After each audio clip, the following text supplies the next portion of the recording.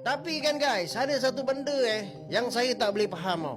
Ada orang tu dengar perkataan ketimbang yang berasal daripada bahasa Jawa ni, oh bukan main dia mengelupur lagi. Tapi kau tahu tak, generasi sekarang ni banyak menggunakan bahasa-bahasa yang rosak dan kotor daripada bahasa barat yang dijadikan bahasa perbualan seharian. Kau tak marah pula.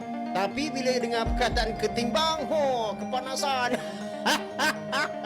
Tengok bahasa barat yang rosakkan bahasa Melayu ni, tak kisah. Lagi satu, Perdana Menteri ni kan memang dikenali sebagai seorang orator yang hebat.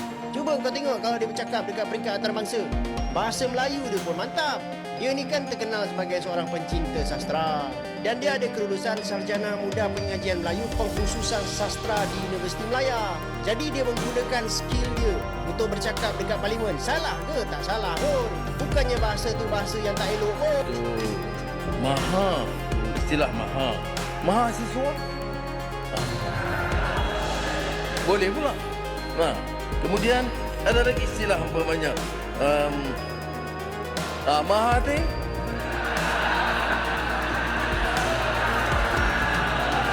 Baik. Nak sebab kata tak boleh. Ini hukum. Ini hanya kepada Allah SWT, Maha Suci. Atau paling tidak, Maha Mulia hanya kepada Sultan. Tidak boleh. Ini mahasiswa boleh, Maha Guru boleh, Maha Wangsa boleh. Ini kena belajar bahasa juga sedikit. Macam ketimbang. Saya tanya dia orang bahasa. Istilah ini, dia ikut zaman. Dia apa yang disebutkan keperihalan keadaan. Ini teori bahasa.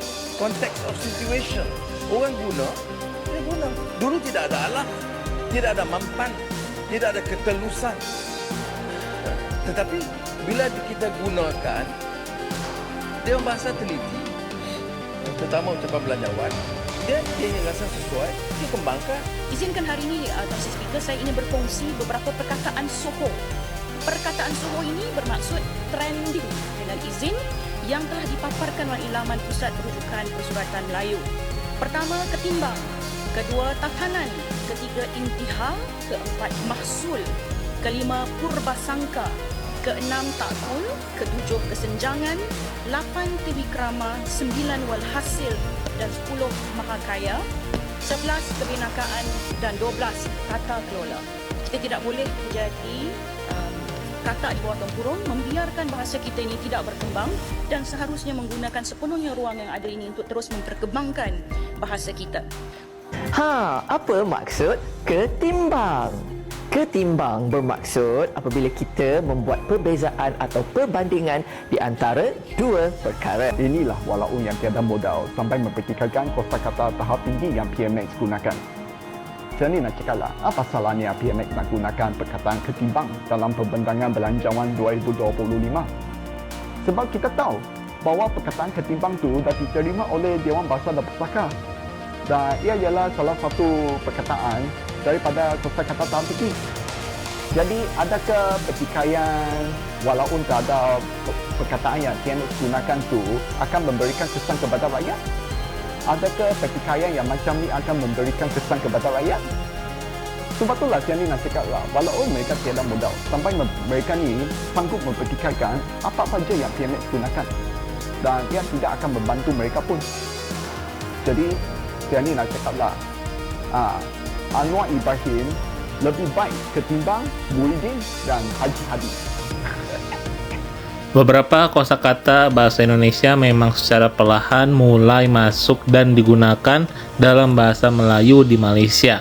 Meskipun dalam skala kecil, perkembangan ini terjadi karena adanya pengaruh media, pertukaran budaya, dan interaksi sosial antar penutur kedua bahasa. Jadi, baru-baru ini lagi heboh ya, bahasa Jawa yang kalimatnya seperti ini, pertimbangan. Nah, itu kan bahasa Jawa. Nah, dipakai oleh parlemen Malaysia yang untuk melawan argumen lawannya di parlemen di sana ya. Dan kalau kita telaah, pertimbangan itu ketimbang atau pertimbangan. Di sisi lain kalau diartikan di Malaysia itu adalah bahasa kasar ya, kencing atau apa gitu. Jadi ada beberapa pengaruh ya, kenapa bahasa Indonesia dikit demi sedikit diambil atau dimasukkan di Kamus Bahasa Melayu. Inilah beberapa faktor yang terjadi karena bahasa kita diambil sedikit demi sedikit ya. Jadi pengaruh media juga berpengaruh. Tayangan televisi, film, musik, dan konten online dari Indonesia seringkali menggunakan bahasa Indonesia. Hal ini membuat penutur bahasa Melayu di Malaysia terpapar kosakata baru yang kemudian diserap dalam percakapan sehari-hari mereka. Terus ada juga pertukaran budaya ya, yang juga sangat berpengaruh. Adanya pertukaran pelajar, pekerja, dan wisatawan antara Indonesia dan Malaysia juga berkontribusi pada penyebaran kosakata. Banyak ya pekerja kita yang ada di sana, dan banyak juga warga Indonesia yang berlibur ke sana, apalagi berobat ya ke daerah bagian Penang ya. Terus ada juga interaksi sosial, komunikasi antar individu dari kedua negara, baik secara langsung maupun melalui media sosial, memungkinkan terjadinya peminjaman kosakata. Contoh kosakata beberapa ini yang sama dengan bahasa Indonesia yang digunakan di Malaysia. Antara lain adalah baper, bawa perasaan, galau, santai, dan kece atau keren ya. Namun perlu dicatat bahwa kosakata ini belum tentu diterima secara universal dalam bahasa Melayu Malaysia.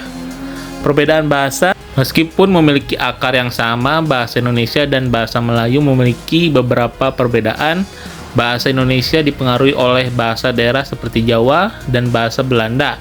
Sementara bahasa Melayu Malaysia dipengaruhi oleh bahasa Inggris dan perbedaan ejaan dan tata bahasa.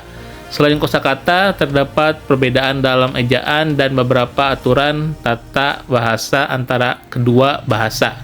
Jadi kesimpulannya, meskipun ada sedikit pengaruh kosakata bahasa Indonesia ke dalam bahasa Melayu di Malaysia, keduanya tetaplah bahasa yang berbeda.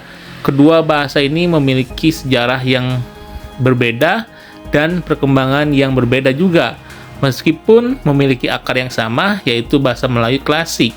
Jadi menurut kalian gimana guys? Apakah ini sebuah pencurian kosakata dari Malaysia? Kosakata kita dikit-dikit demi sedikit makin diambil oleh Malaysia. Dulu rendang diambil, sekarang kosakata. Menurut kalian gimana guys? Tulis di bawah, jangan lupa like, komen, dan subscribe-nya, oke? See you di video selanjutnya.